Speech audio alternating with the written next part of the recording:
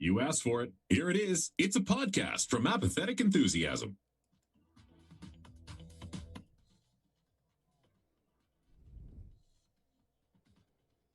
Coming to you live from the surface of Gaia. So many kids are spewing out of this orifice, just so many of them. Cries of I am fill the air, and I distinctly heard one crying that this is Interdimensional RSS, the unofficial Rick and Morty podcast.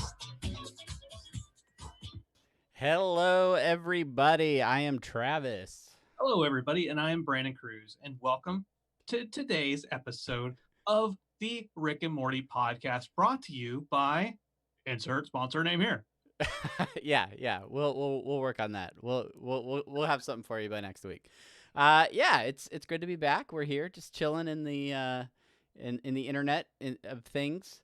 I don't know what we're doing. We're making a podcast. This is Interdimensional RSS. We talk about Rick and Morty all the time, and we are winding down, getting ever closer to the end of season 4.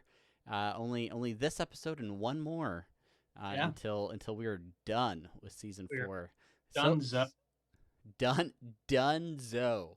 All right. Let's get the important stuff out of the way first. The important stuff is how you, the listener, the assimilated member of Unity that you are, can contact us and be part of the cultural zeitgeist that is this podcast.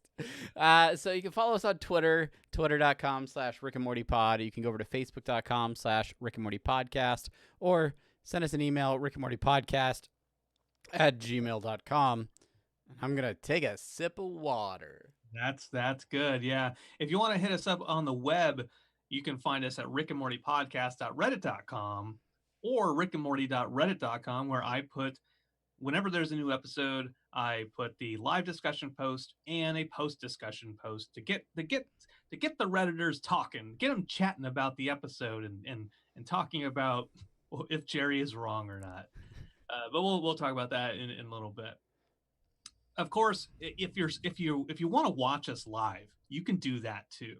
You can go to youtube.com/apatheticenthusiasm or head over to twitch.tv/apatheticenthusiasm to catch us weekly. And when Rick and Morty's not on, we're still doing podcasts. So if you like what you hear today, tomorrow, whenever you listen to this, well, I know a place you can watch us do some other stuff. I guarantee they're listening to it today. Whatever day it is, the day you're listening to it is your today, and that's deep. That's meta.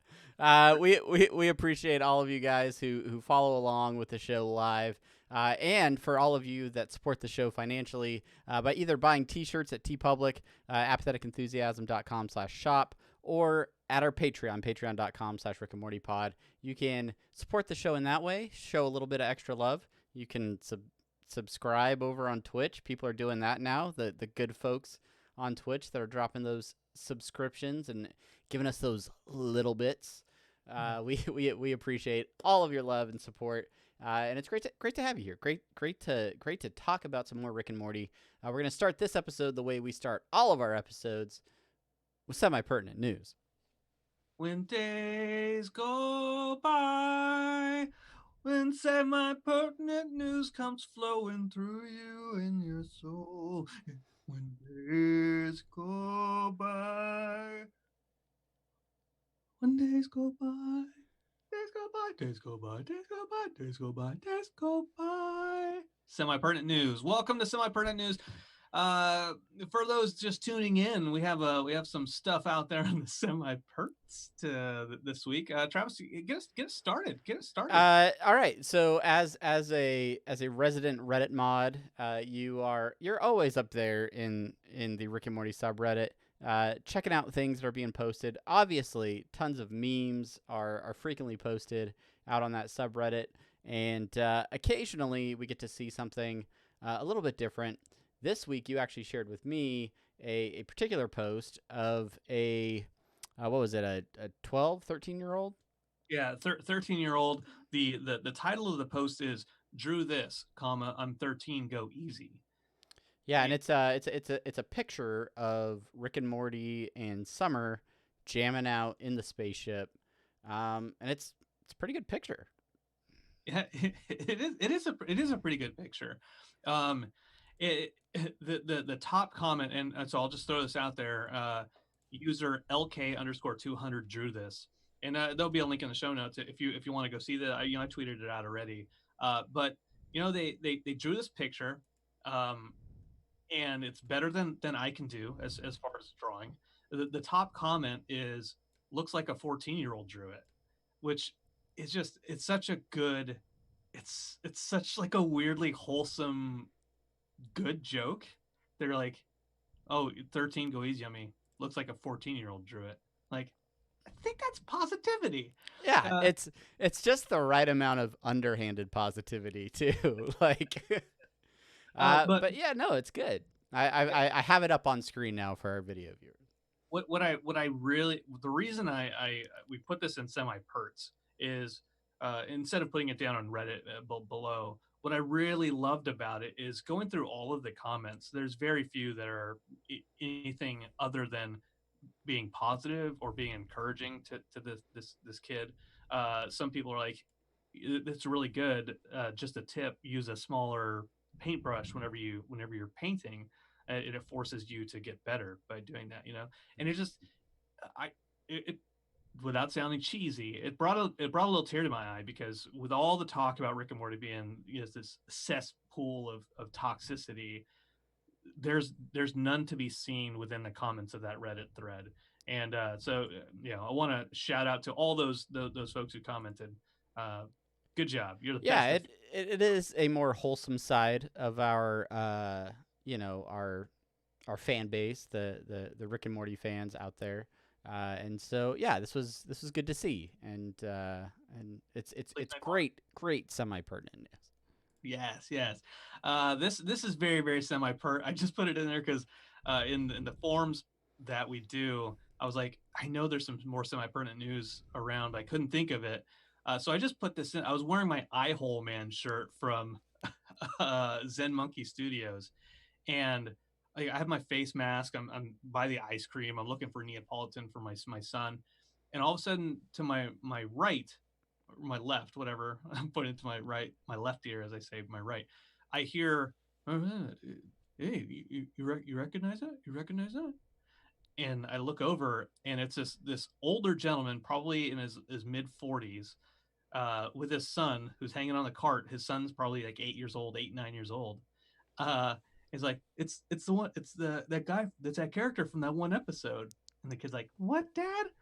And then I was like, "It's the Eye Hole Man. I'm the Eye Hole Man." And then they both laughed. And then I walked Nobody off. better be taking my eye holes. That'd be great if they caught you in the cereal aisle. That would have perfected the story.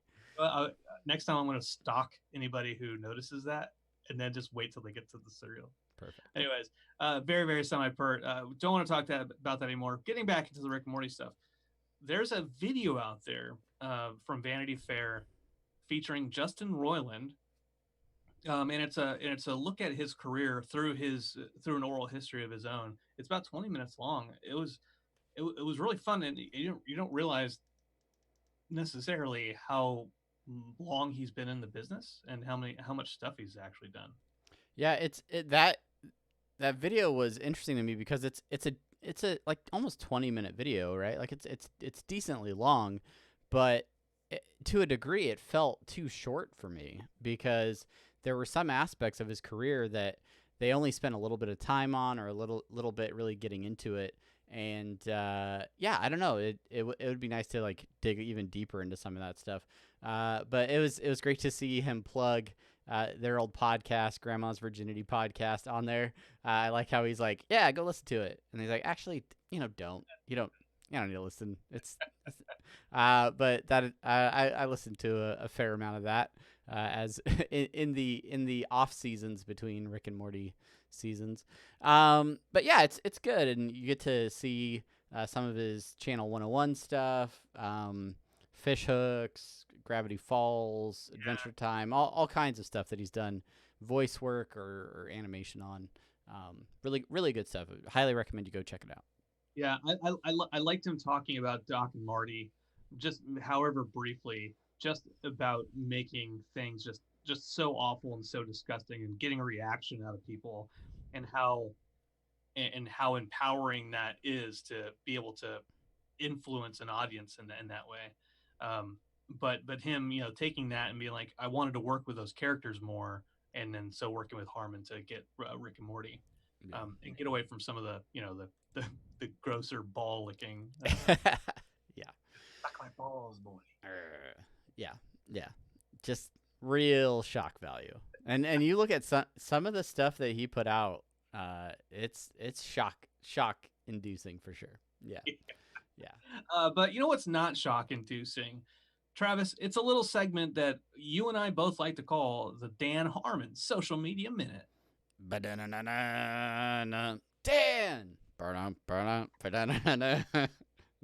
Harmon. That's as far as we're gonna go. Social Media Minute. I should have just done that same thing over and over for every word of the title. No, this week we're talking about recent posts on Dan Harmon's Instagram. That's the only place that you can find Dan Harmon on the social internet. He may be lurking in some other, fringe internet type things, but where he really puts out the quality content is, of course, over on his Instagram. And what we're talking about, hey, Dan's still in the shop. He's a lot of people are staying at home in California. That's not to say he hasn't gotten any writing done, because he can write from anywhere, but he's definitely spending a lot of time in his wood shop, and he got a small lathe and has posted about his rounded handles that he can make for cabinetry now, and how superior they are to the flat handles that he made in the past. Yeah, you have it listed as barbaric wood cabinet handles. He now knows how Superman felt when he realized he could turn his baby blanket into a cape. It's pretty much the same thing, Dan. Gotta say, his shop is continuing to impress. He's got an integrated vacuum system where he can just sweep sawdust up to this pipe, and it sucks it through to this. I don't know. I'm not gonna lie. That integrated vacuum dust sucker, I was impressed by that. It eliminates 10 extra seconds of time to he's like the big bad dustpan. Yeah, it's amazing. It's phenomenal stuff. So that is your Dan Harmon Social Media Minute. If you're super into woodworking or some of Dan Harmon's unique comedy, then go follow him over on Instagram at Dan Harmon. And that is it. That is it for semi-pertinent news. So without further ado, Brandon, we have an episode to talk about. It's time for the main thing. It's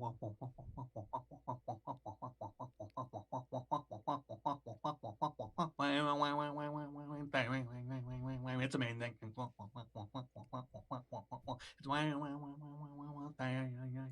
It's a main thing. Impressive. I didn't know how long you keep that going.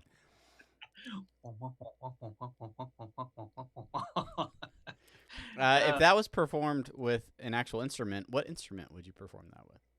I don't know. It's good. An oboe.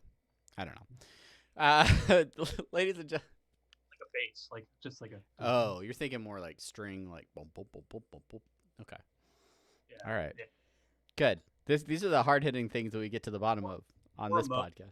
More Moog, just with a tremolo, maybe just or a delay, even in Another Brick in the Wall, the guitar, it's like.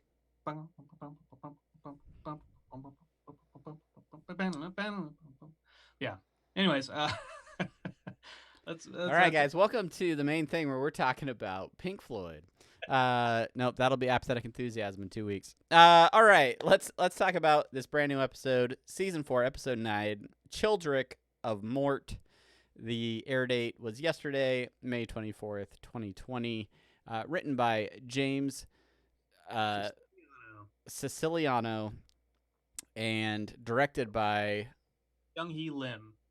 Well, you're the man with the pronunciations. That's why I keep you around, Brandon. You're always bailing me out.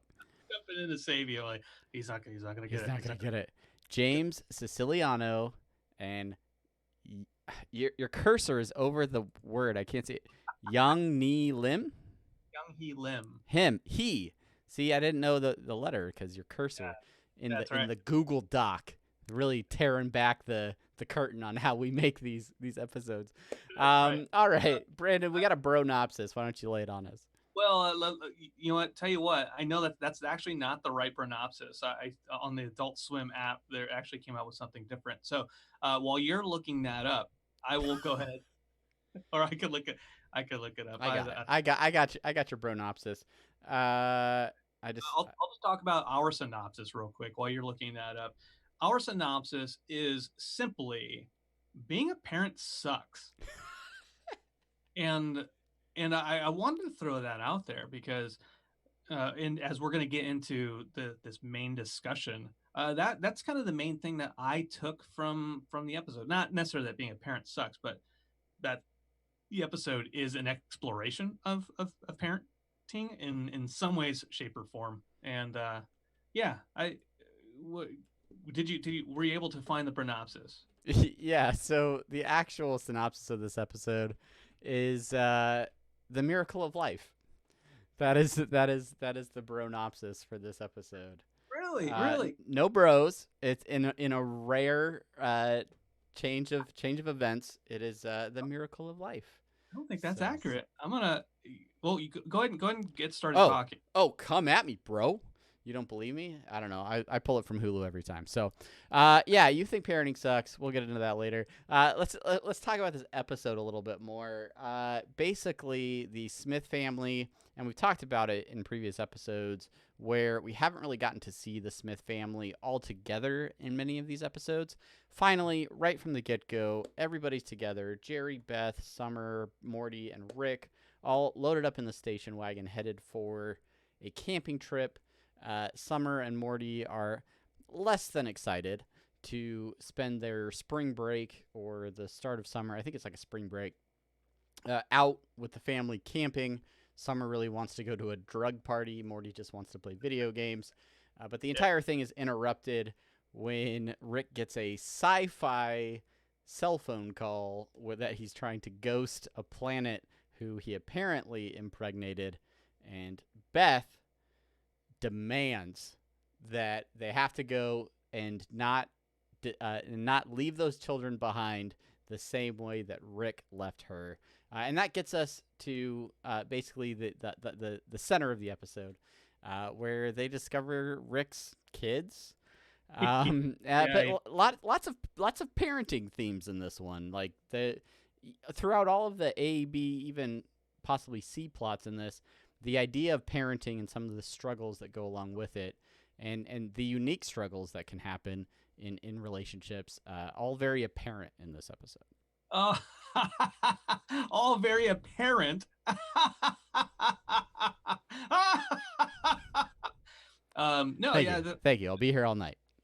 Good transition. The pronopsis is miracle of life, bruh. Whole family in this one, bruh. I found it. It's on Adult Swim's website itself.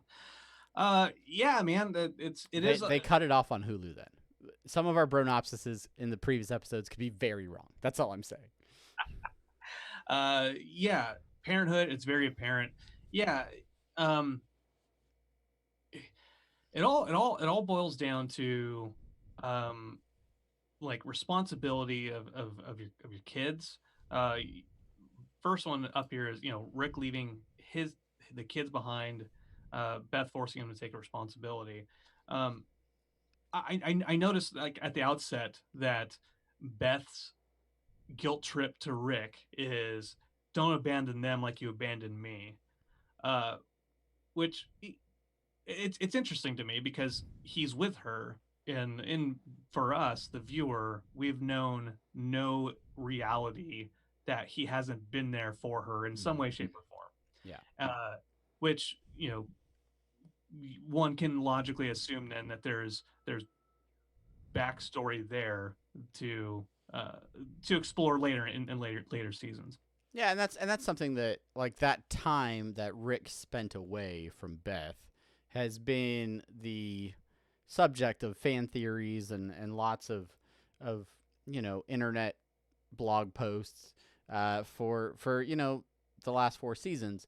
But it is really interesting to me how much Beth uses the idea that, like, no, Rick, you're going to be responsible, be a responsible parent, as a way to force Rick to kind of like spend time with her, while at the same time completely ignoring her own kids and saying, no, go camping with your dad. I'm going to do this. So there is a very, very much like, no, Rick, you're not going to ignore your kids. Sorry, I have to ignore my kids so that we can make sure you don't ignore yours. Yeah, right. Well, yeah, it's like, as a parent, as a fellow parent, there have been times where, I come into podcast, and I get away from my family, and I say, Chelsea, I'm gonna go podcast. I'll be back. I'm gonna do this. Mind the child. Spend time with them. But then all times when she leaves, and then it's people are like, what are you doing? I'm like, oh, I'm watching my kid. And in their thoughts, some people's thoughts are like, well, no, you're not watching your kid. You're being a parent. You're spending time with your child. That's what you're doing. You're not watching them. It's not an obligation that you're not getting paid to babysit. You're being their parent. And so in some ways, that's kind of how Beth feels when she pushes the kids off on Jerry. Like, it's her free time now. Go spend time with your father. Let your father watch you for a little bit. Yeah, and we kind of transition to what Jerry is kind of classically known for, which is trying to create some sort of wholesome family environment, but completely lacks the respect of everyone else in the family. So the entire conceit of this episode, the premise from the beginning is he's taking them all out to camp. They're going to go tubing. They're going to spend time together because obviously this is how they're all going to bond, and they're going to have a great time together. And clearly nobody's into it except for Jerry. Now, and so this does have those sort of notes of like the Christmas episodes where he wants to have a happy human holiday. He wants to get rid of devices. And it ends up kind of just blowing up in his face where Summer and Morty kind of blow him off. They're more focused on their phones or their games, and Summer really lays into him, basically saying that the only reason he wants to go camping is because he can lower the bar far enough in that environment to where he looks like he actually is important, which was brutal and makes me not excited for when my kids are teenagers and they start throwing daggers at me. But and so this kind of splits that B plot, if you will, into Jerry going off on his own and getting sucked up into Beth and Rick's contraption, which we'll talk about a little bit more later. But he gets sort of sent out with the rejects. The what is the actual word they use for them? The unproductives. I think the unproductives. Yeah, and he becomes king amongst these unproductive clay people and teaches them how to camp. We get a sweet Dan Harmon camping song, just a short one, and this leaves Summer and Morty on their own to kind of go out and try to find him, and they use what they know, doing drugs and playing video games, to try and use a spaceship so that they can go rescue their dad. I don't know. It's interesting to me how this episode shows Jerry connecting better with these rock kids than with his own kids, and I think in part that's because these rock, unimpactful people don't have any bias against him. whereas the rest of the Smith family is like, no, you screwed up enough times, we don't respect you anymore. So he kind of gets a fresh start with these other guys. Well, yeah. I think that's very, very accurate.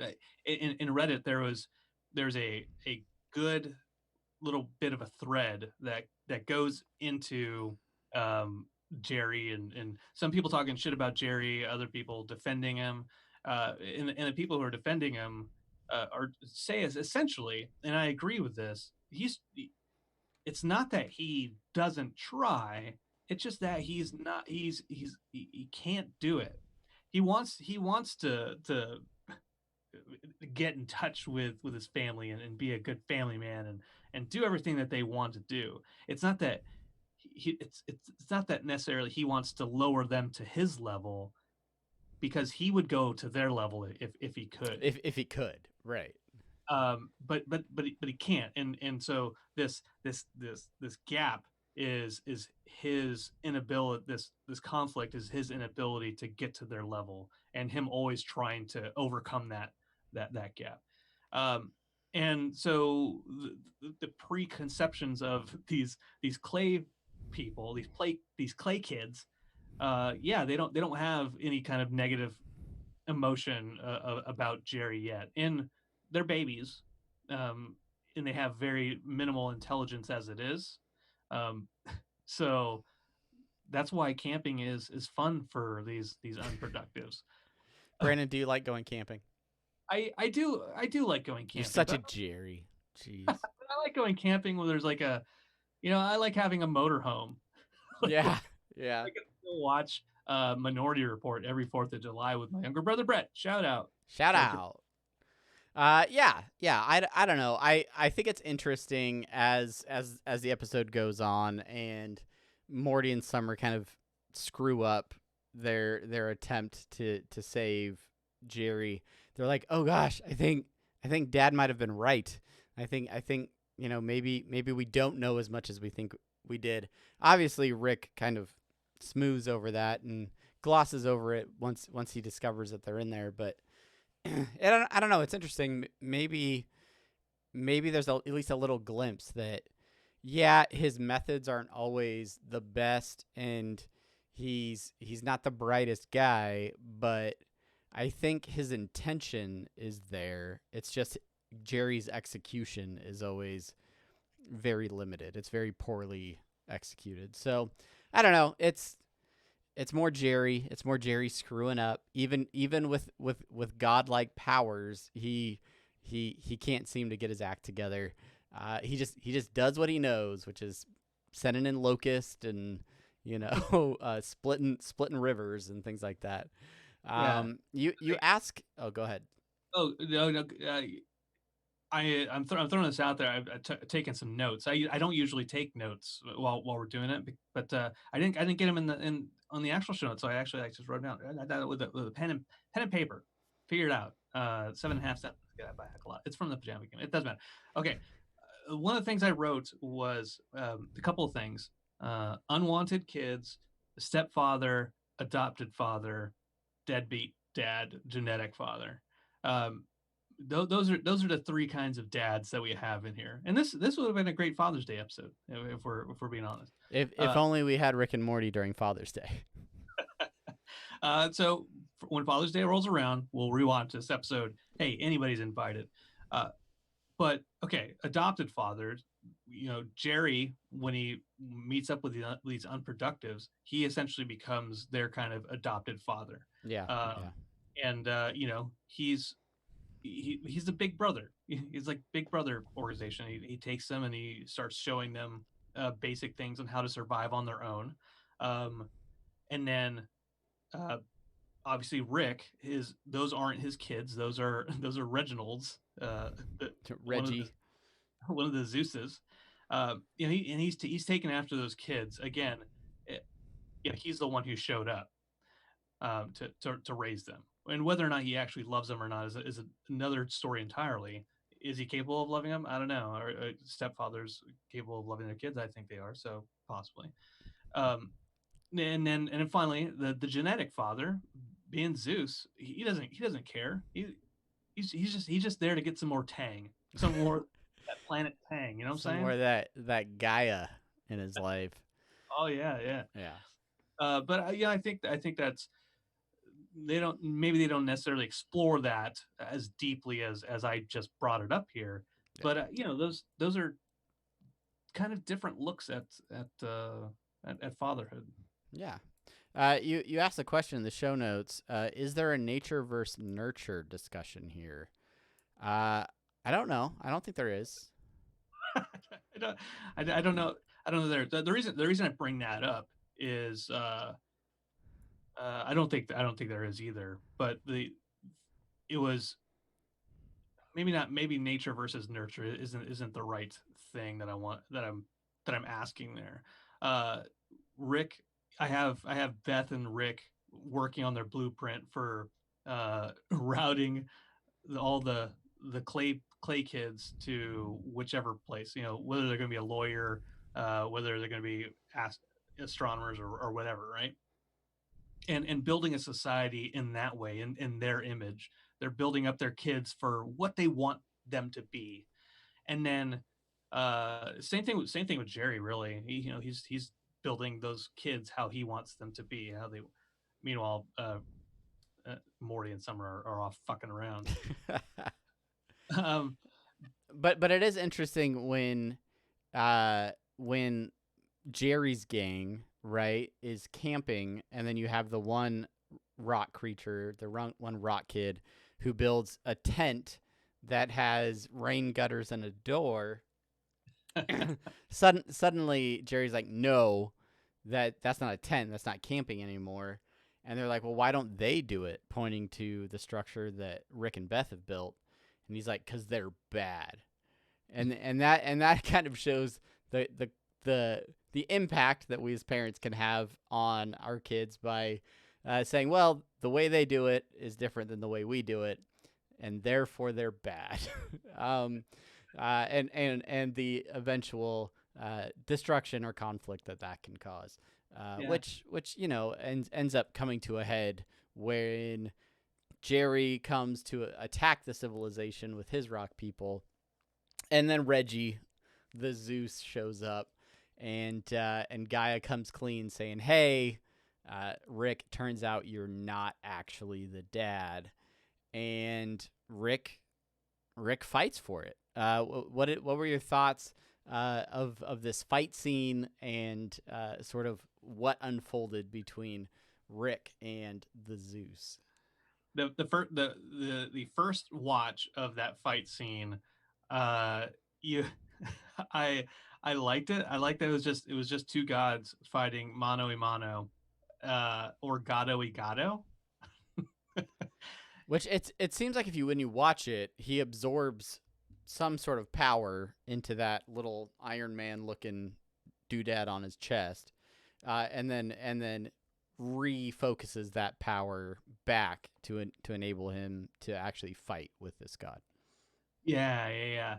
I like the fight. I liked that it didn't that they didn't get too fancy with it. They didn't get like all mystical and like any Godzilla movie or Mighty Morphin Power Rangers, where they ended up like in the city, just huge, destroying things. So I like that it was just gods just fist fighting in a parking lot. for six. Put on the glasses. Yeah, you mentioned that in our post show last night, post show chat right after the episode. We like to jump on Twitch and YouTube, and you were saying it reminded you of what you called the greatest fight scene ever. Yeah. Well, because one of your initial comments on that was, I didn't really like the fights. Well, it's not that you didn't like it, but you felt that it went on too long. Yeah, it felt like it was a few beats too long. Like it was drawn out. Yeah. And when you said that, my immediate reaction was, yeah, that's just like the greatest fight scene of all time. You know the one, Travis, and you're like, I don't know what you're talking about. And of course, it's from John Carpenter's They Live. One of the Rowdy Roddy Piper Keith David, reverse giraffe, the president, fighting it out in a parking lot. Roddy Piper trying to get Keith David to wear glasses that lets him see the aliens of They Live and also the subliminal messaging. And it's just 6 minutes of pure bliss. And I forced you to watch it. Yep, we did watch it together after that live stream. I don't know if it's the greatest, but it was certainly something. And yeah, I don't know. I thought in that sort of vein, I could see what they were trying to do. I told Chelsea about this today, and I was telling Travis about the greatest fight scene ever. She's like, was it the They Live one? I'm like, yes, of course. Everybody knows that. She's like, no, not everybody knows that. You know that, and I know that because you told me it is. Yeah, we actually, to our surprise, had somebody that works on the show watching the live feed last night and mentioned to you that your take on the They Live fight scene was spot on. And absolutely agreed with you. So yeah, I think it's maybe a little bit of that way into the excessiveness of those punches and everything like that. So I don't know. I thought that was interesting. I need to watch the scene. I need to watch both of the scenes again because I think there are very specific beats within the Rick and Morty that are from They Live. I think like the getting things thrown at them, like somebody like throwing at them, like yeah, get it started. And then I think then like the fist bite. I think that's another direct beat from it. So, anyways, I love They Live. Go watch it. Maybe we can watch it together sometime. Yeah, maybe we could. We could find a way. A couple of sort of other notes from that fight scene. Did you find it interesting that even though Rick found out that they were not his kids, he still fought. He still fought this guy. What do you feel like his motivations were going into that fight? Why didn't he just walk away as soon as he found out he was not the Rock Daddy? Well, it's here in the second note that you have here. It's all in the whether or not those kids live or die. He doesn't care as much about that. He cares about his relationship with Beth and the perception that Beth has of him as a father. Again, going into this whole fatherhood conversation, it means a lot to her, and because it means a lot to her, he's willing to fight against a Zeus to protect that. Well, and even when he kind of concedes in the fight, he's like, "All right, fine, you win. Just don't destroy that city that we built. I built that with my kid. Like, don't. It means a lot to her. Don't ruin that." I think that's another example of Rick wanting to be there for Beth, want to take care of Beth, and whether he's doing that to make up for the time when he was away, or whether that's just sort of how he's always felt. He's just, wasn't always there to show it.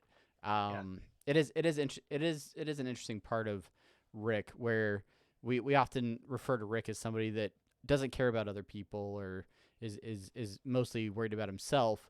But this is another example of him actually, putting himself on the line for Beth's sake. So yeah, putting himself on the line for family. I mean, he loves his family. Even though he's a narcissistic piece of shit a lot of times. Yeah, he is. And we actually end the episode with a terrific example of this. After all is said and done, the family is headed back home, and like everything's kind of been smoothed over. Rick isn't revealing to Beth and Jerry that Summer and Morty ended up killing the Zeus while they were high on some sort of brake fluid. But there's a point where, and I'm trying to remember exactly how it goes down. Like, Rick gets really pissed off because like Jerry's getting credit for something, or because Beth defends Jerry. And she's like, well, at least he came back for me. You know, if Yes. it, you know, he saved my life, and that's And when that snitches on the sets kid. him off, and he's suddenly talking about how crappy Summer and Morty are, and that the reason for that is because Beth and Jerry are terrible parents, and it's just a rant about this to close out the episode, which I think is funny because despite how much he cares about them, he's still got that narcissistic tendency that he has to be the best. He has to be the one that everyone looks up to, almost to the point of being infallible and can't get things wrong. And if anybody reveals that, then he's immediately gonna like set up an elaborate thing so that if you sit on his toilet, there's gonna be projections. If you beat him at checkers, he's gonna erase the memory. Like whatever it is, he's gonna get fired up. And I don't know. I think that's something that we've seen several times played out through the season. And I think it's something that the writers are purposely trying to be like, look at, like, here are some of Rick's flaws. He has flaws, and here is how he tries to wrestle with those things. Yeah. Philip Marks in the chat mentioning earlier, he says he'd never sell him out. Absolutely. When he finds Morty and Summer in the spaceship, uh, he's like, oh, video games, drugs, no, oh my poopas. Papa. He loves them, and like in that moment he's genuinely like, I'm not gonna sell them out. Like I love them. Like they just saved my life. You know, do what you're gonna do, kids. But the power of being right and knocking people down a peg is too strong for the smartest man in the world, in the galaxy, in the multiverse. Gotta put him down. Got to. Well, those are some of our generalized thoughts. A little specificity in some of that, but Reddit, of course, always chiming in and bringing the comments and the insight. What would be your best of Reddit on this episode? I'm introducing on this episode, and it may not ever happen again for any other episode I do. But today, best of Reddit, brought to you by Brandon Cruz and the Rick and Morty subreddit. Today's best of Reddit for this discussion is by user Freon, who writes, Rick was saved when Morty and Summer literally made an ex Deus with a machina. Get it? Deus ex machina, but it's like an ex Deus because they killed the god with a machine. Oh my god! I get it. Get it? Do you get? Hey, congratulations, Freon! You win nothing. You win a short out. Congrats, Freon. Thank you for that. We are terrific bit. I think you should definitely keep the bit, Brandon. Let's also get some of the thoughts from Twitter. We reached out to you, Unity, and wanted to get your collective thoughts about this episode. Twitter, you delivered. Lots of comments coming back. At Zero Girl Hero, best one of the season. Clever and an original premise. Great to have the whole family involved. Love me some Jerry, to be honest. Yeah, I mean, that's especially for people that like the entire Smith family and feel like some of that has been lacking in this season. Yeah, absolutely would make sense why they think this is one of the best of the season. We have talked about this. We talked about it last night. I keep talking about being a parent and having kids. We already mentioned it when your kids grow up and then they hate you eventually, right? Jerry just wants to spend time with his family, and then they hate him so much. It's Summer's rant against him is just so cruel. And you're like, what? He doesn't deserve that. Yeah. Who doesn't like a s'more? Come on.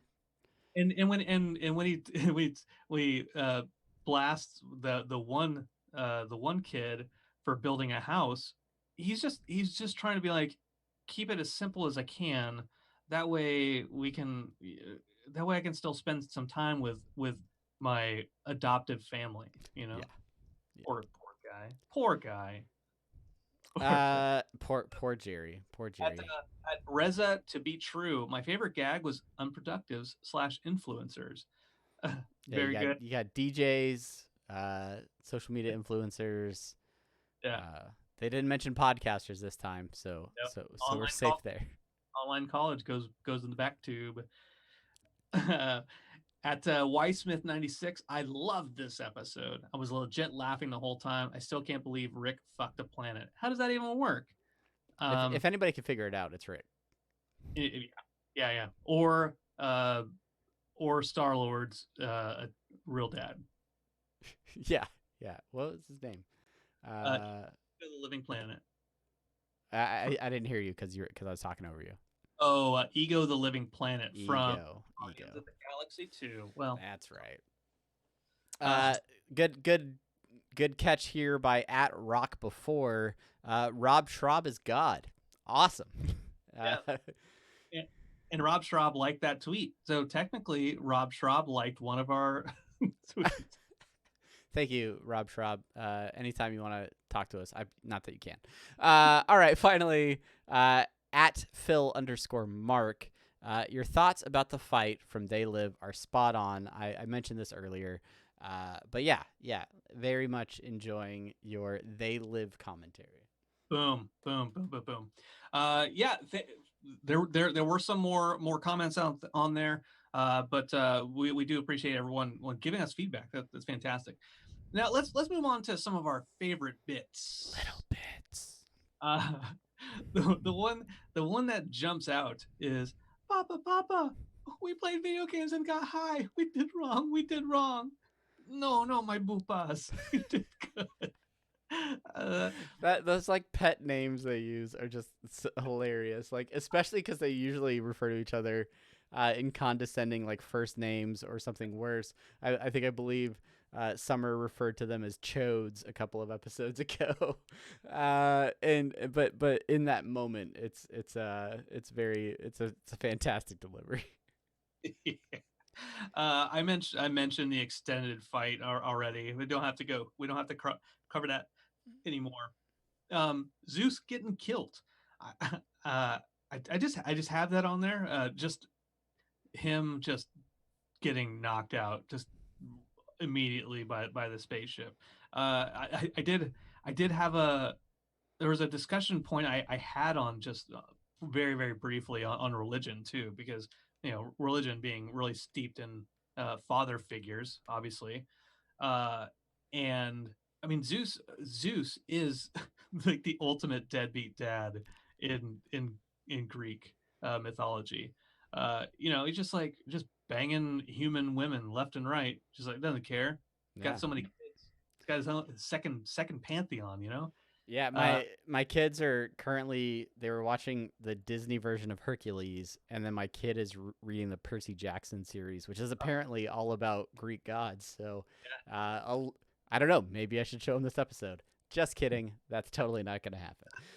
Just kidding. But there's the God, I didn't write this down, but look, Jerry is Moses. He gets power from God. Rick is basically acting as God, developing a society which is his own image, what he wants society to be. So I not getting too in depth in those religious parallels, but there's one more, and I called it out as one of my favorite bits, and that's when the volcanic explosion of rock children are flying out.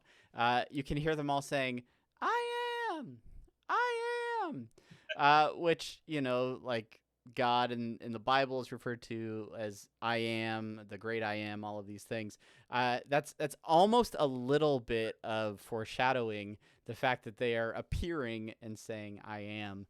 I was like, that's an interesting choice. Okay, like maybe that's just their way of saying I exist, I'm alive.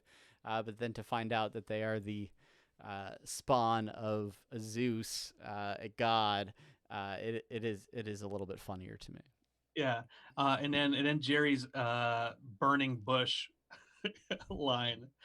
I didn't catch it early the first time around, but second time around, Golden. Jerry's got good lines because you expect him to be an asshole. Yeah, yeah. Lines like "Go level up with a bong rip of nature."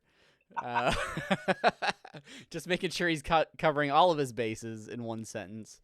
So clever. I also liked the sorting system in Beth and Rick's giant contraption that sorted people into round earthers, flat earthers, and middle earthers. So that those are the three categories. Choose wisely. I liked the gadget that Rick used to convert the station wagon. It was hard for me to tell at first. I figured he had done a lot of those modifications in advance, but he kind of just like puts some sort of device on top of the car, and then it turns into the spaceship. I don't know if that was the activating device or what. We're never gonna get the explanation on how it works. But I really liked the conversion into the spaceship station wagon. That the one that throws Jerry in the trunk and not in the backseat. I like one of the I Am kids talking about the best way to roast a marshmallow. Don't let it get too burned because the carbon's bad for you. 6 inches away until golden brown. I also really liked that Rick's God fighting gadget is somehow powered by Siri, and if he hopefully my phone doesn't go off while I'm talking about this, but he tells her to find the source of the power. I don't know. I don't use that feature enough on my phone. I don't know why Rick would bake it into his device, but I thought it was a nice little touch there. Yeah, exactly right. There's a bunch of extra little bits within the show that I want to remember and I can't remember, but they're out there. Philip Marks asked a little bit earlier if upon rewatch we like this episode more. Travis, what is your thought on that? After I watched it a second time, I sent you a message that basically said I think this is a fine episode.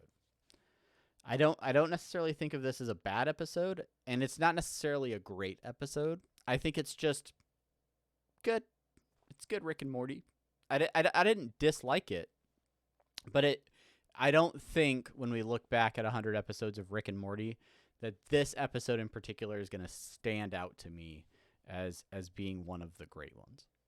Yeah, this will be in many ways like ABC's of Beth, which it's a fine episode, but I don't love it. I don't love it all that much.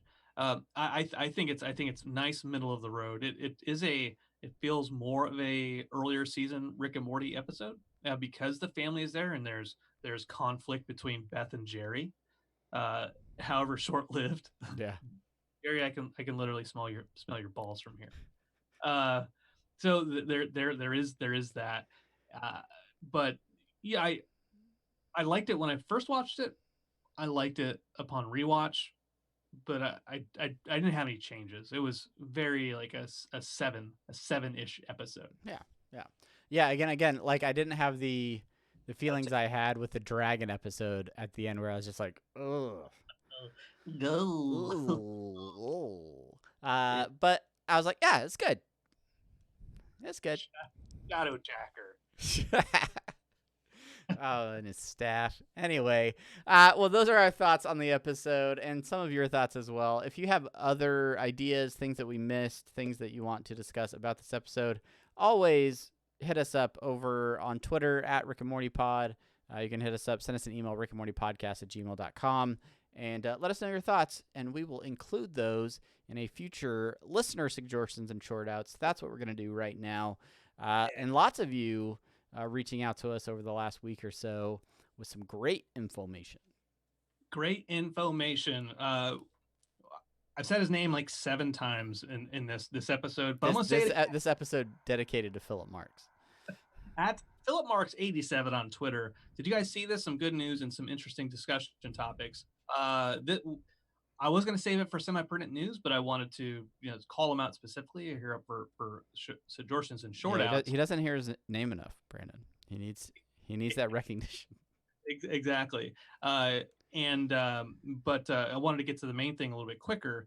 But he sent an article about from inverse.com, which I think it wasn't actually from Inverse, it was from a different site, but regardless, season 5 release date schedule by Justin Roiland. Basically, Justin Roiland was on an interview, and he was saying that he'd proposed, rather than release 5-10 episodes at a time, and then over like 2 months, whatever, and then have this big season break in between. Rather than that, look at other alternate ways of releasing episodes. And so the main suggestion that came out of it was an episode a month, and rather than you have like an episode a month, and then you never have really too much of a break in between episodes, and every episode then would be an event, and that would keep the interest on Rick and Morty. It would keep fans there. They have an anticipation that it's going to be next month. It's not going to be in 6 months from then. And I'm sure advertising dollars and all that type of stuff would be much more consistent and predictable. Yeah, what do you think of that idea? I think it is inspired. At first I actually like the idea because we know animation takes a long time. Watching this episode back that we were just discussing, on second viewing, some of the sequences in this episode, I'm just like, man, the animation on the show is just so great. I just really appreciate the work that goes into some of the scenes that are made on the show. And I know that takes a lot of time. So yes, a monthly, like, hey, the first Sunday of every month or whatever, like is Rick and Morty Day, and fans could plan around it. It feels special. It feels like something that they could have expectation for on a regular basis. But at the same time, like that gives us 12 episodes a year. That's quite a bit. That's good. Does that work for Adult Swim? Does that work for Turner in terms of the amount that they're trying to get done? I don't know. We'll see. I would not be upset if they came out and said, all right, every month we're going to release one new episode. I think that could be cool. But I could see a lot of fans being upset about it because they're like, oh, instead of making us wait one really long time, you're just going to make us wait every month for a full month.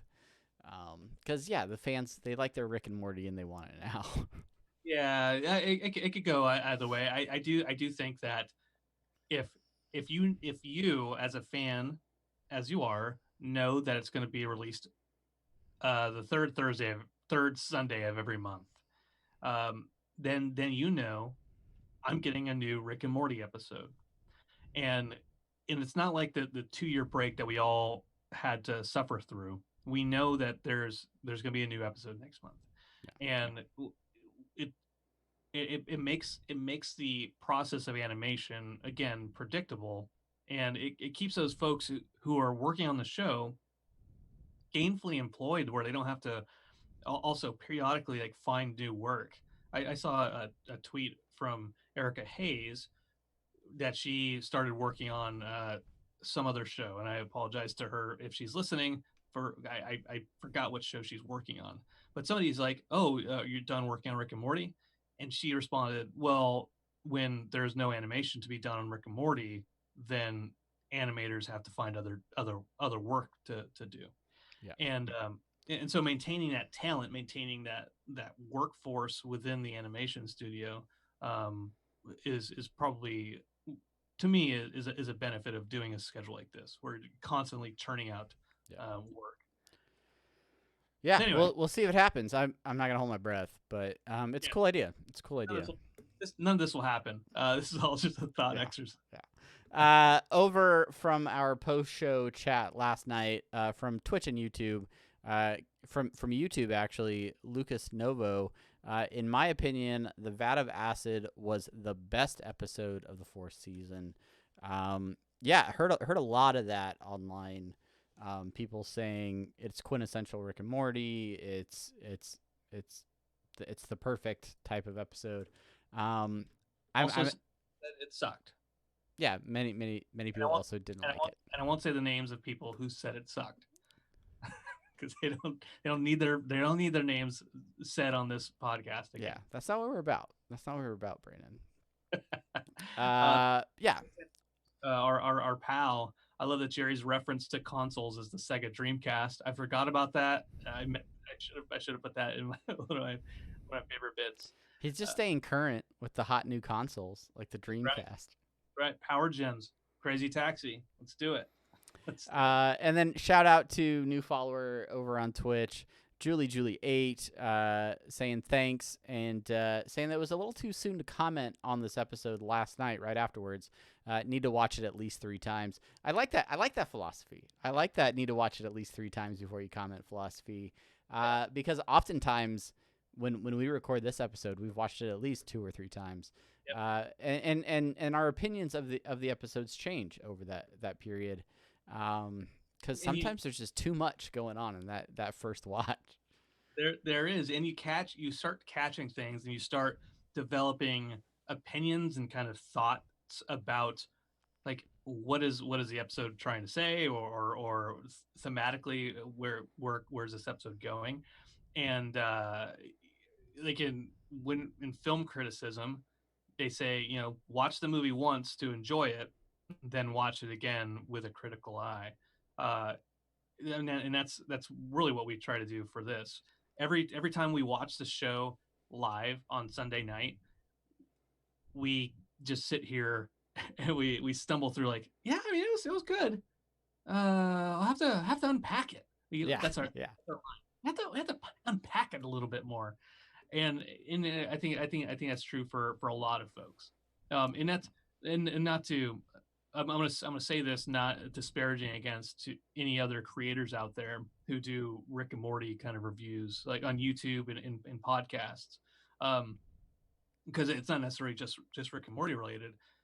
In the race to get content out first and quickest, I think a lot of times people miss some of those things, and because they don't let it simmer in their brain a little bit longer.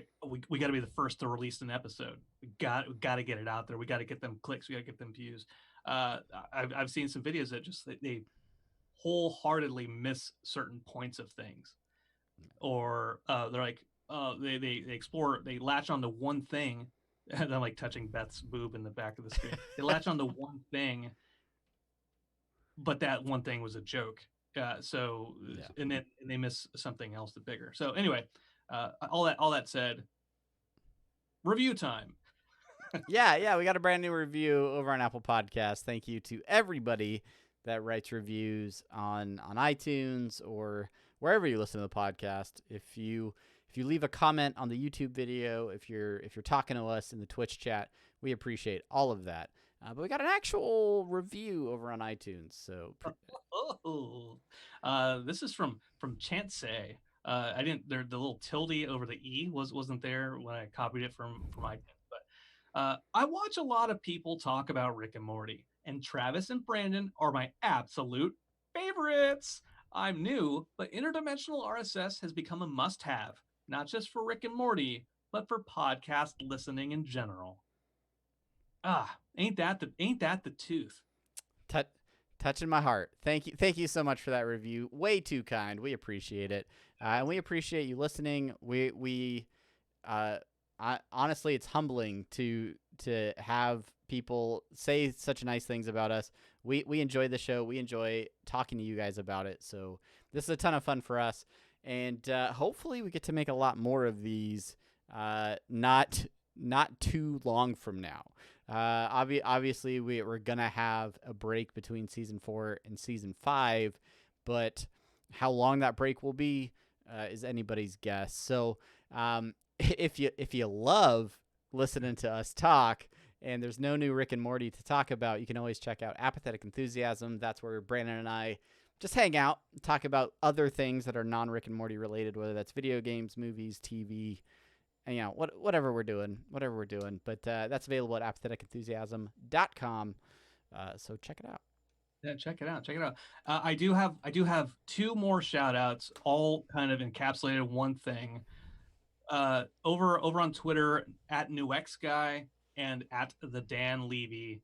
They reached out to us about our last episode. The last episode there was some power humming, and basically cords were wrapped in power cables, and there was a high pitched power hum on Travis's side of the audio. Tried to fix it, did as much as we could, did some cable management, and hopefully we fixed the glitch. Hopefully you guys are not hearing that anymore. Brandon says he's not hearing it anymore, so either he has lost the ability to hear at that decibel level, or I mean, his ears were bleeding for a while as we did the troubleshooting. But yeah, appreciate you guys giving us that constructive feedback as well.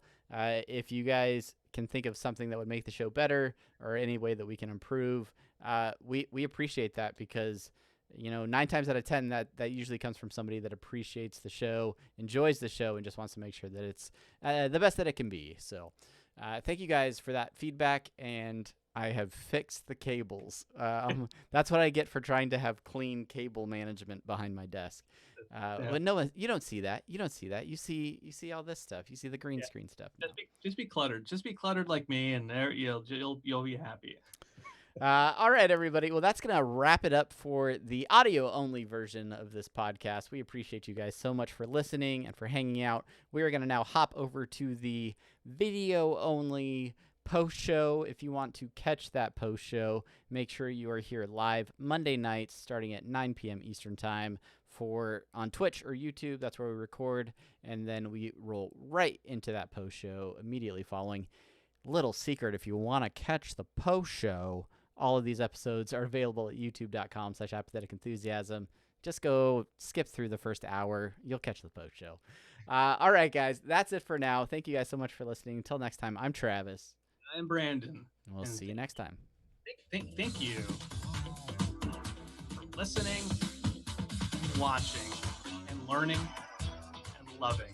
The great thing is that I can cut all of my audio out. Don't need it. Don't respond. You'll fuck up the music break. All right. Well, that's it. The show's over, guys. It's just us now. It's just us. So we could talk about whatever you want to talk about. We could talk about more Rick and Morty. We can talk about anything else. This time is for you. All right. This is all about you and me, and sometimes him, but mostly us. So yeah, we want to know how you're doing. If you're watching right now, let us know. Say hi in the chat. If you're new here, especially if this is your first time watching, welcome. Let us know what you're up to. Let us know what's been going on. Yeah, everyone's gone. We can finally talk about our wieners. All right. Jerry's leaf was pretty small. That was a comment from last night. I didn't want to shame him too much, but yeah. There's a lot of Jerry butt in this episode. We didn't talk about that either. It's not the size of the boat. It's the motion of the ocean. Words you live by. I know. Look, if I don't. I'm a grower, not a shower. You know what I'm saying? It's like mealworm to inchworm, it's. I mean, I don't, but everybody's different, Brandon. It's okay. You have a good personality, and that's what's important. Phil, we appreciate all of your input, and we're gonna short you out as much as we want, and there's nothing you can do about it. So, you're bringing that fire. You're bringing those hot takes, and we love it. The only reason it's distracting for you is because you're like, oh shit, they said my name again. Because I never, we don't ever just say Philip or Marks or Phil or PH or PM. We say Philip Marks on such and such. But it's honestly, we haven't had any complaints. I mean, Travis hasn't complained to me. I haven't complained to Travis. So we haven't. I can't wait to complain. I'm gonna complain so hard to you. No. Don't do it. Yeah, that is a really good point, though. Philip Marks watching on YouTube right now. Uh, um, yeah, if they went to once a month, maybe they could get a better time slot. You say bigger time slot. I don't know if the show would be any longer, but Yeah. I think they could maybe have it, a little earlier, Yeah. hopefully. Yeah. Which again, Adult Swim is all about being on late and things like that. So and there's very important reruns of Family Guy that we have to watch. We can't we can't. I don't know if you like Family Guy. That's your thing. That's fine. Hey, Maddie. Hey, we're saying hi to you. I mean, it's not a podcast right now, but like, hi. We want to include you too. Sorry, Yay, Maddie. We'll talk about you.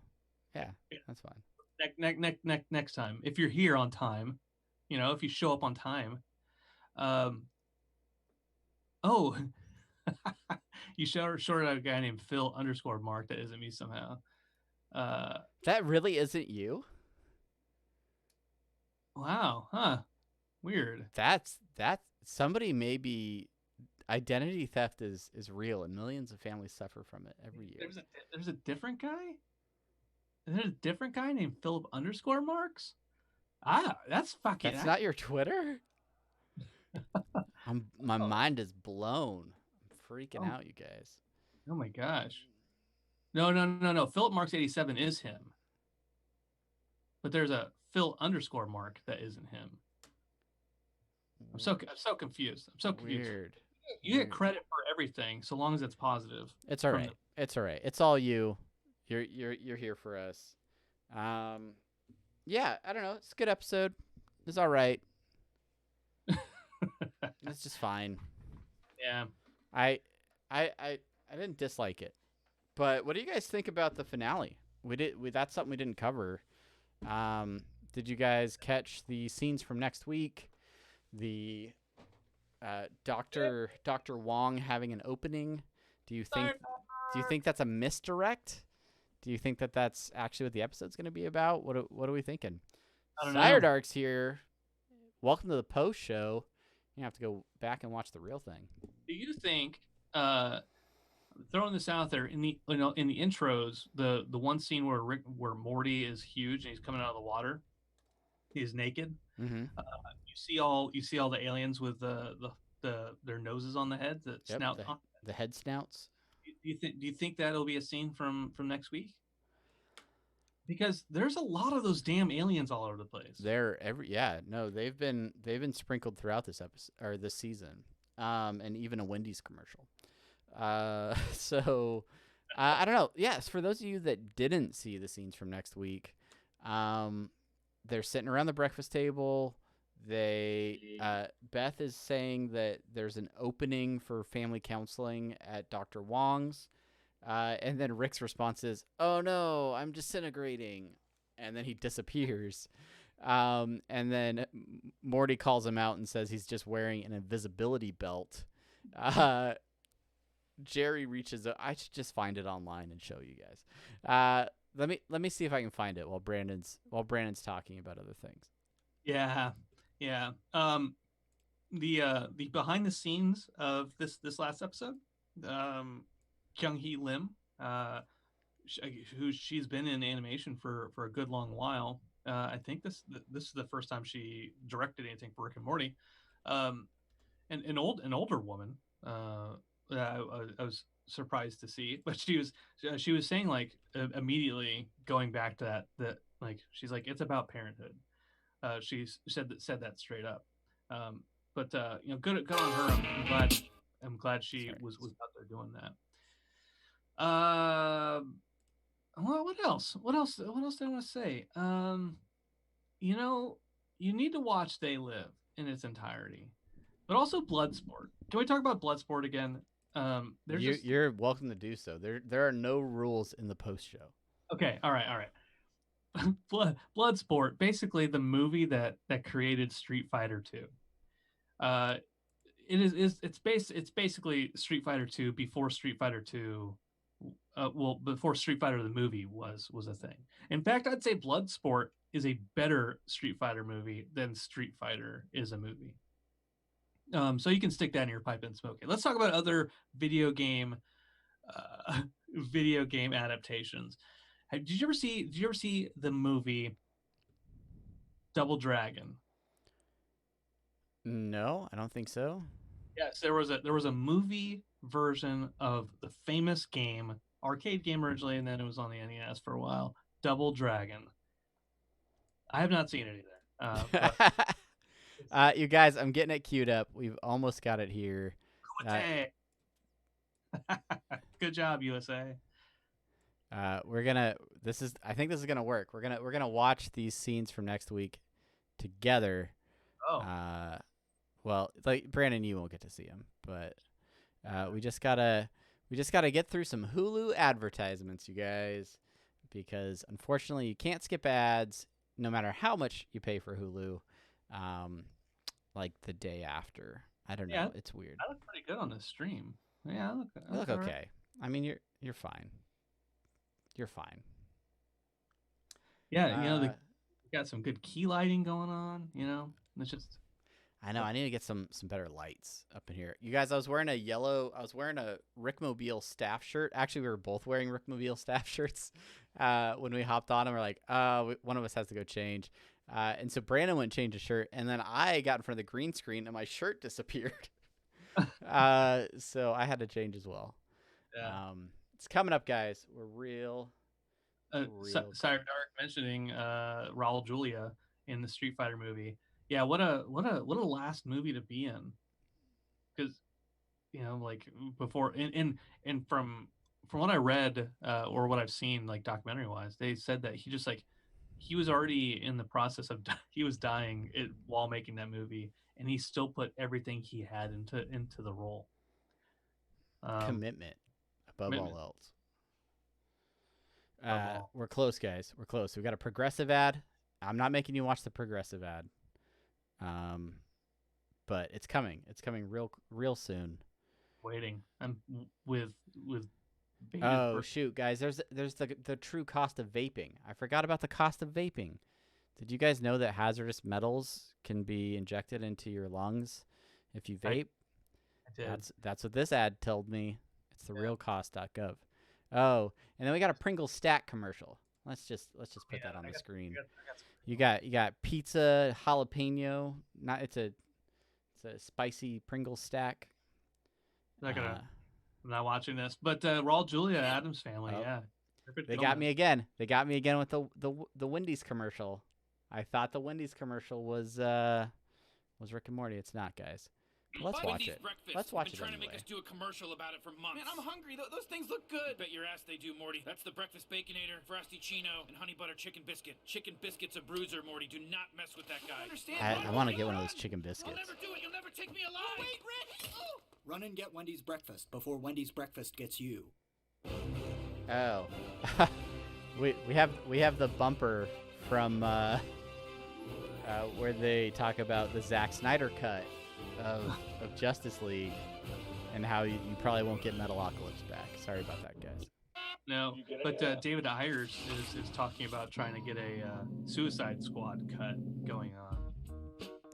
Oh, guys, I'm way too early. These aren't even the right ads.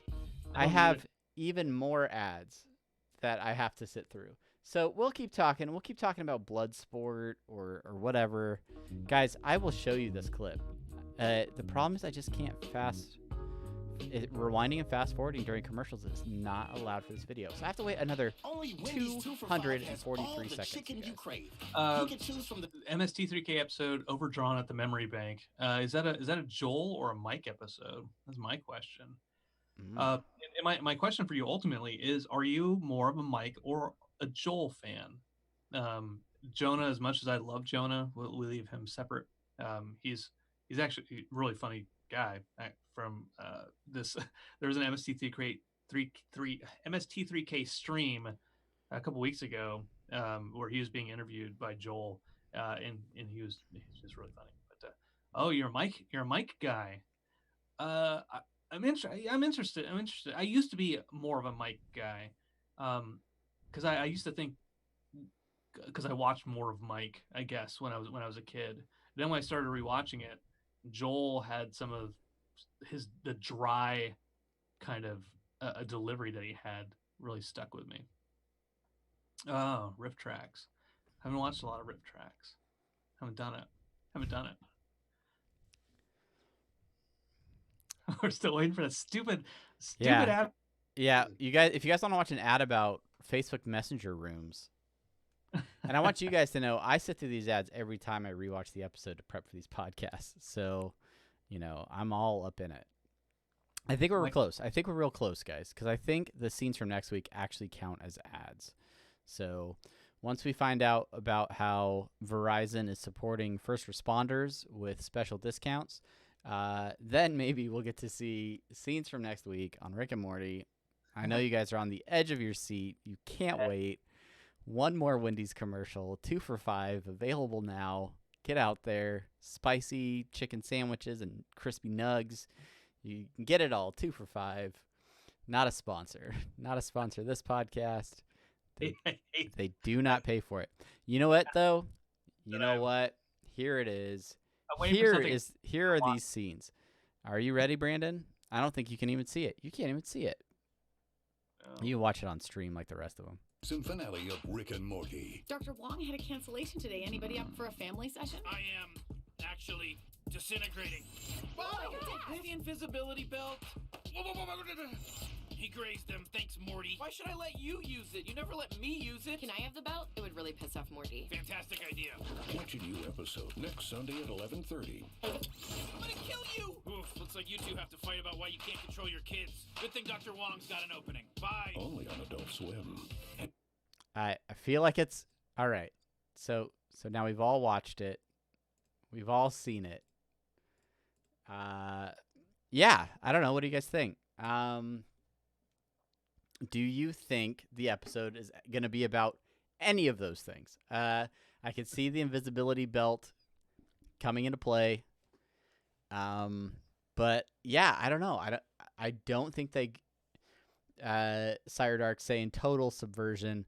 Yeah, I'm inclined to agree. Yeah. There's other than the invisibility, there's not a whole lot of sci-fi rigmarole in that scene. And where's it going to go? It starts in the kitchen, but all the great episodes start in the kitchen and then go off in wild places. Bridges of Madison County. They go in different places. Captain Tripoli's mandolin. Yeah, it is interesting that you have Rick kind of sneaking off by himself, Morty trying to catch an invisible Summer, and then Jerry and Beth left to deal with their own problems. I'd be interested to see if that's the breakup that we get for the focus of the episode. But yeah, again, not a whole lot to go on in that clip. We may get another one. They've been revealing like another tease, usually midweek, to lead up to the episode. But yeah, we'll see. That is all that we have seen from this episode so far. What I do know is that I don't know who wrote it, but I do know that Erica Hayes directed this one, and she directed Never Ricking Morty. So all those badass scenes, and he directed the season 4 premiere, Rick Die, Rick Pete, and all those badass animation and storyboards. She's been on those episodes. So, I if that's any indication, I think they've tended to give her some of like the more complicated scenes to do. Yeah. So that could bode well for I mean, they usually go pretty big in finales. I don't know, the season 3 finale is a little bit of an outlier, but even that one with the fight with the president and everything, there's a lot going on. So yeah, I don't know. I think it's I don't know. I'm excited, and then the terror sets in again for how long we will be without Rick and Morty. But guys, like Yeah. they're already working on like season 5 is written. I have it on good authority. Season 5 is written, Yeah. and it is being worked now. So, I mean, this seems like a good conversation for an end of season type episode. But do you have any offhand sort of estimates for what kind of a break we could be looking at? I don't have any offhand estimate.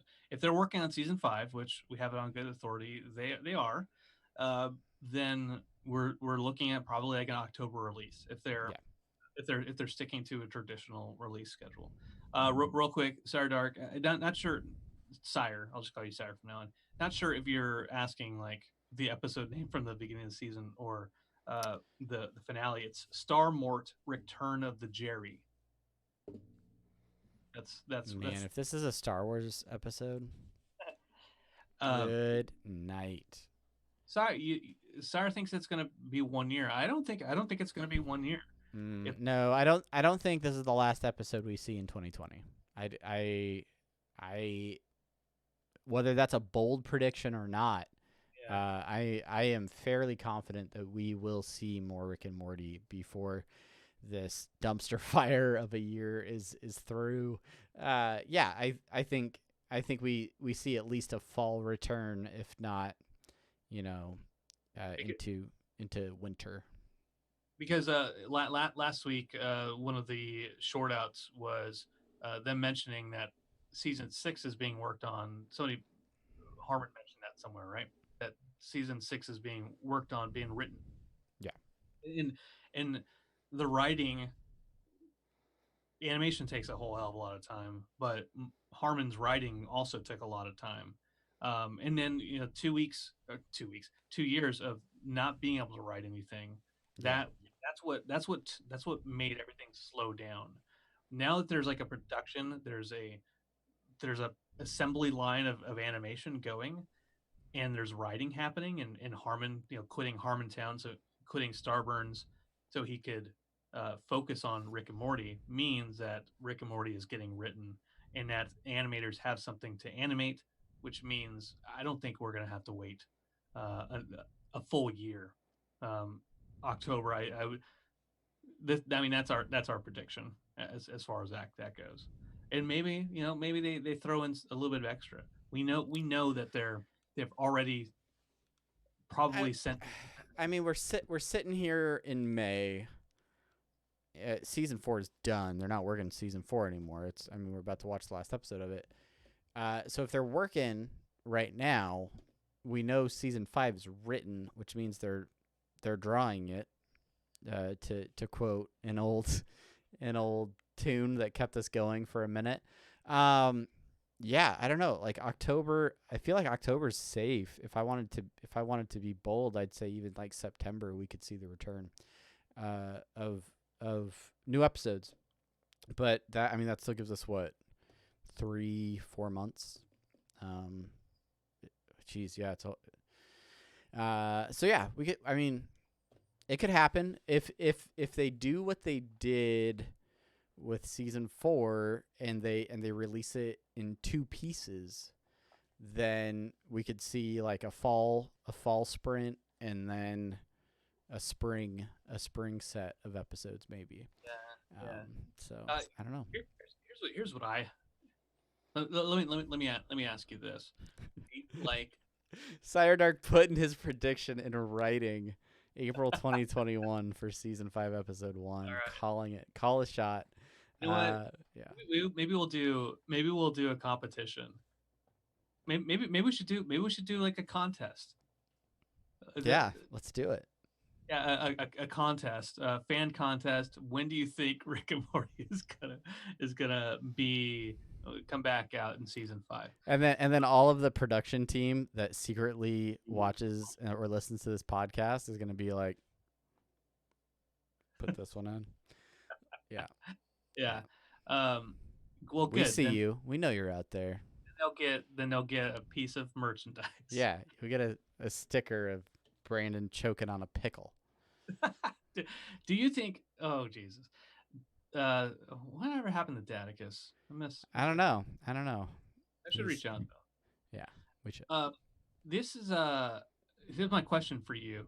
Season 5, do you like that? Well, sorry, season 4. Do you like that it was 5 episodes, then an entire like 3 or 4 months, well longer than that, and then 5 more episodes, or would you rather it be October, it goes to mid-December, and then December rolls around again, or then October rolls around again for the next season?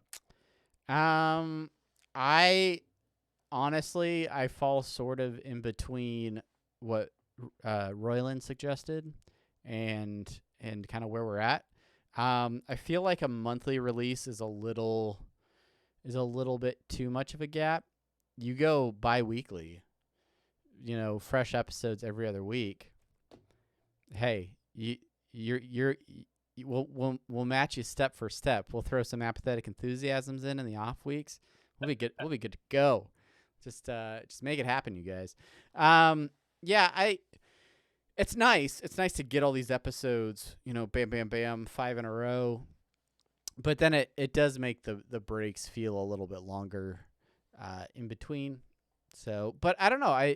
Looking back in retrospect, like the gap between the first half of season 5 and these ones, it didn't seem that long. Maybe it's because I was comparing it to like a over 2-year gap, but yeah, I don't know. It wasn't too bad. Yeah, it wasn't too bad. It wasn't too bad. Give me the whole thing weekly. Yeah, I hear you. Yeah, I kind of go back and forth on it. We got the first 5, and then they went on a break, and then people were pissed off. Like, we waited 2 years for 5 episodes, and that's it. But I think without that now 2-year break, I think people would be more accepting of do 5 episodes, wait 5 months, and then get 5 more episodes, and then I think that would be good. Yeah, well, I mean, we'll see, but I think October. That's my predict. Are you gonna put a date down, or are you just The context is not me. I'm not gonna win merchandise for myself. All right, fine, Brandon. not our control. All right. Yeah, Matt, sick of 10 episodes counting as a season. Well, we have 60 more episodes after next week. What is that broken down? 5 more seasons, 12 episodes, 12 episodes. 6 seasons in a movie. That's no. We're getting way more than that. We're getting way more than that, you guys. Yeah. Oh yeah. 60. 5 times 12 is 60. Okay, just make sure. I feel like they'll probably bump that up, because otherwise, or just 6 seasons of 10, I guess. Yeah. 4 seasons of the show. Can we just talk about that? Like, I love Rick and Morty. I don't necessarily need 6 more seasons of this show. I love talking to everybody about it. But in similar ways where Royland is in McMahon or go off to solar opposites, and they want to expand, sow their wild creative oats. Like there's other things to talk about and to explore and have fun with, and man, that's a lot. That's another how many more years? I mean, if it's 1 season per year, we're 45, dude. Yeah. We're 45, and people be like, "You're a 45-year-old man talking about cartoons still?" Yeah, we are. Absolutely. Maybe we'll even have a sponsor by then. We'll see. We'll see if we're lucky. Anyway, yeah, I don't know. When they made the 70 episode announcement, I was pretty convinced that was not going to be 7 seasons of 10. I didn't think it would break up that way, and the other seasons, they weren't all 10 episodes, were they? I have them right here. I could just look. They were, yeah. I have them right here too. It's just all the way over there. Look, come on. Oh, fuck. Wikipedia. Wikipedia. Ooh, monsters. Yeah, there's a list of Rick and Morty episodes. 10 episodes in season 2. 11 in season 1. 11 in season 1. 10 in season 2. And then 10 had in 3. So yeah, never mind. Guess it was about 10 per season. Maybe that's what we're gonna get. 100 episodes total. 101. If you got that early 11. Yeah. 100 years. Rick and Morty. 100 episodes. www.rickandmorty.com. Be great.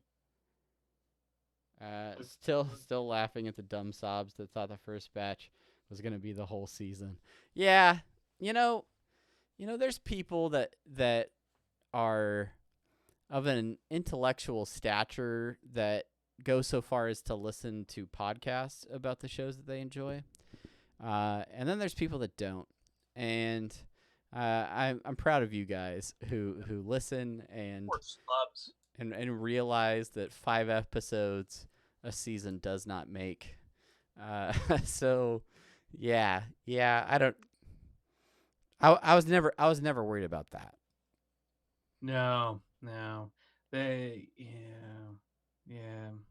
I had to keep telling people at work, they're like, 5 episodes. That's all you're gonna do? We waited 2 years for 5 episodes? Like, no, this is just they're working on the other 5. Like, oh, they had 2 years. They could have done all of them. Which, by the way, I want to talk about that real briefly. I think I don't have any evidence to cite to back this up. But I think that they delayed the 5 episodes. I think these 5 episodes came later because they weren't ready to release them yet. Yeah. No, I agree. Because they were rushing out the first 5. They did what they could, and then like, oh shit, okay, we got a break. Now let's work overtime through the holidays in order to get the first of the second half of the season out. And then here we are now. Yeah. Because I don't know. I think somebody had told me that they were working on a little bit of the finale a couple weeks ago. That is insane to me. Yeah. I won't say the name. Well, that's fine. Don't do that. Apparently, my son just ripped 2 teeth out of his head. What the fuck? Yeah. What a baller. Ripped the 2 teeth out just of his like, head. I gotta get them V-Bucks. How am I gonna get them V-Bucks to get me some Fortnite swag? Ripping teeth out of his face. I don't know. My wife just sent me a text. She's like, yeah, he had one that was sore, I guess, and it was loose, and he pulled it out, and then I guess he pulled out another one. My kid almost ran into a parked car on his bike today, and he cried for 5 minutes. So that's a difference in our children. No, and I'm gonna call my son out on this one. He's an emotional guy. We're emotional people. And my family has been doing Takeout Tuesday throughout this entire, COVID crisis. And he was like, "Oh, where are we getting dinner tonight?" And I was like, "What do you mean, where are we getting dinner tonight? I'm cooking tonight." And he's like, "But it's it's Monday." I'm like, "Bro, it's okay. We'll get food out tomorrow." What were you so hyped about where were you so hyped to get food? He wanted to go to Texas Roadhouse. Bro doesn't even eat steak. I was like, what do you want? Anyway, it's a weird parenting, am I right? Coming back around. Look at my personal hero in your background now. Yeah. Yeah. Come on, Walt. Get up. Look. This is perfect time to make a Joe Biden joke. Get your hands off my shoulder, Walt. I'm right here. To all who come to this happy place, welcome. All right. Well, you should probably go I gotta find money apparently. the blood You flow. guys, do you still pay kids for teeth? Is that to 1990? We appreciate you guys hanging out. We have fun, don't we? But yeah, we're gonna call it. We gotta get psyched. We gotta get hyped for next week. Couple things to think about. Next week is our 100th episode of this podcast. We did not mention that on the actual show, but we're gonna find something to make it special.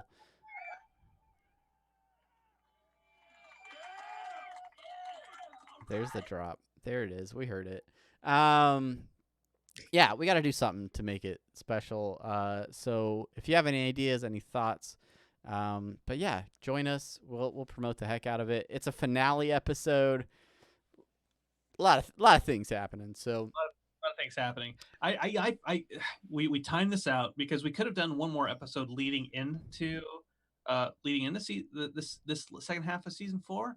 But I was like, oh man, we can hit our 100th episode at the finale. Why don't we let's do that? So here we are. We're planning on really nothing all that special for our 100th episode. I have thoughts about what we can do for it. We're gonna try to do something. We're gonna try to do something special. A couple changes. Not changes, but additions to the show. Changes. Yeah, it's gonna be yeah, great. you should probably let me know what those are, Brandon. Before next week. I'll surprise you. All right, that's fine. That's fine. All right, guys. Stay safe. Have a good night. We will be back next week. Triple stack and then Pringles. And yeah, I don't know, Brandon. You get the last word. The last word is hummingbird. You asked for it. Here it is. It's a podcast from Apathetic Enthusiasm. All right, bye.